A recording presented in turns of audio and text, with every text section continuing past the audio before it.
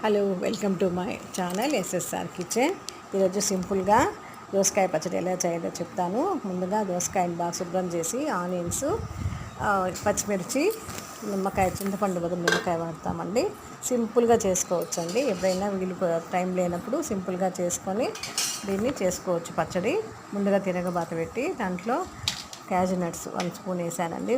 ప్రతి వంటలో క్యాజు నట్స్ కానీ, వెల్లుల్లిపాయలు కానీ, కరివేపాకు కానీ వాడుతూ ఉంటే మంచిదే కదండి. ఎక్కువ వాడకుండా మితంగా. ఆనియన్స్ ఒకటి వేసానండి. ఒకే ఒక ఆనియన్ పెద్దగా తరుక్కొని వేసుకోండి. దాన్ని బాగా ఫ్రై చేయాలండి. పచ్చిమిరపకాయలు కానీ, ఎండుమిరపకాయలు కానీ ఏదైనా వేయించండి. గుప్పెడి కరివేపాకు వేసానండి. గుప్పెడి కరివేపాకు వేసి బాగా ఫ్రై చేసుకోవాలి. బాగా మగ్గనిచ్చాలండి. మూత పెడితే 2 నిమిషాలు అయ్యేది 1 నిమిషంలో అయిపోతుందండి. దాంట్లో కొంచెం సాల్ట్ వేయండి.